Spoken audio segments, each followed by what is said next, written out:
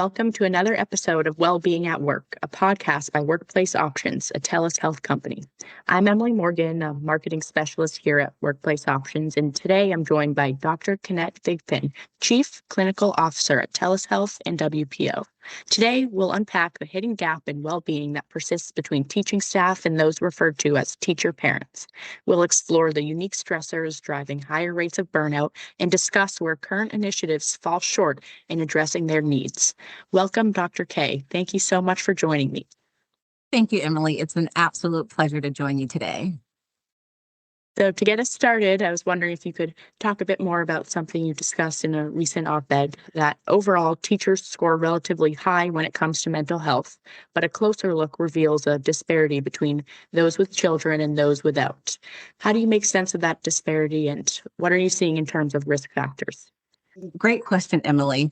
One of the first things I would say is that we have to be careful not to let averages hide important differences. When we look at teachers as one group, we can miss the unique experiences of teacher parents. They're not necessarily struggling because they're less resilient. They're carrying a different kind of load. And this, let me just say, this is not to minimize other groups of teachers. I think that's important. We start talking about teacher parents, people think that we're excluding another group of people. That's not about that. It's more so focusing on that for right now. I often describe it as living two full-time roles. During the day, they're educators, mentors, problem solvers, and emotional supports for dozens of students. But then they go home and immediately they have to shift into being the parent, maybe the caregiver, a chauffeur, the homework helper, you name it. And that's very little space in between for these teacher parents to actually recover. What I'll say, Emily, from a psychological perspective, it's not just the stress that concerns me, it's the cumulative stress without the recovery. And I think the operative word here is without the recovery. The brain and the body are remarkably resilient, and there's a balance between effort and restoration. But when someone is constantly giving to others without opportunities to recharge, that's when we begin to see emotional exhaustion and burnout. Emily, I would say another important factor is what I call role spillover. And that's really the emotional demands of one role that doesn't simply disappear when the day ends. You're in the classroom, you're the teacher. When you get home, you're the teacher in the classroom. You have concerns about your child. So you're thinking about your child while you're at school. And at school, you're thinking about, what your role is. And so constantly switching between these high demand roles requires a lot of emotional energy. We're also starting to see levels of decision fatigue, the caregiver guilt, compassion fatigue. It goes on and on and on with the sleep disruption, and a diminished sense of personal time.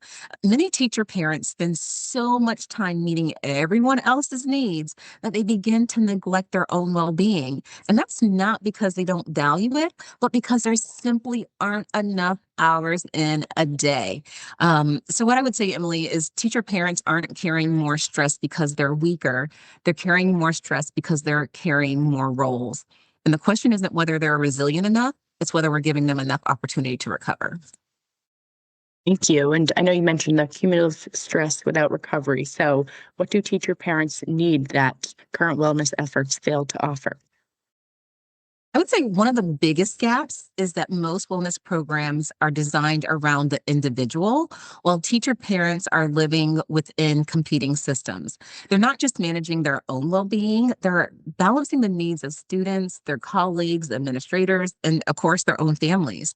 So current wellness efforts tend to focus on helping teachers cope with the stress, but teacher parents aren't asking, they're asking more of a different question, which is, can someone help reduce the stress? So if you heard that, there's a clear distinction of, what teachers, current wellness efforts tend to focus on helping teachers cope with the stress, but teacher parents are saying, can someone reduce the stress altogether? Two different things. So what are perhaps some solutions that can be implemented to give them a better sense of balance? Emily, what I would say is teachers really need is time, flexibility, and permission. They need leaders who understand that well-being isn't something you squeeze in after you finish everything else. It has to be built into the way work is designed. I often talk about work-life integration, and I say work-life integration is your ability to take care of your responsibilities and still have the time and energy to do the things that you desire. And so what this means is protected planning time for teachers, fewer unnecessary administrative demands, flexibility when it comes to being able to access counseling, leaders who normalize mental health and well-being. I also think teacher parents need something we don't talk enough about, and that's grace. Many carry what I call dual guilt. They feel guilty at school because they're worrying that they're not giving enough to their own children. But then on the flip side, they're guilty when they're at home because they're worried about not doing enough for their students. And that's an incredibly heavy emotional burden that they carry every single day. The schools that will thrive in the future won't simply offer more wellness programs. They'll actually create workplaces where teachers don't have to choose between being an exceptional educator and being a present parent. What I would say, Emily, is that teacher parents don't just need more wellness resources. They need workplaces that recognize that they're human first, educators second, and parents always. That's great. Thank you. And I know you talked a lot about flexibility, how important that is. So, how can leaders ensure teacher parents have the flexibility and opportunities they need to access these resources on a regular basis, especially if their day is booked with teaching, supporting their own child, and preparing for school the next day as both a teacher and as a parent? Yeah. So one of the biggest misconceptions about employee well-being is that availability equals accessibility, two different things. Just because a school offers counseling, maybe an employee assistance program or wellness resources, it doesn't mean that teachers actually have the opportunity to use them. Think about a teacher's day. They're teaching back-to-back classes, they're supervising during lunchtime, they're answering emails, meeting with parents, and the list goes on and on. If the only time they can access support is after hours, we've unintentionally placed another demand on an already overwhelmed person. The solution is to actually bring well-being into the workday. That means that leaders should take a look at opportunities to build protected time into the school day for appointments when it's possible, maybe offer virtual counseling with flexible hours, early in the morning or late at night.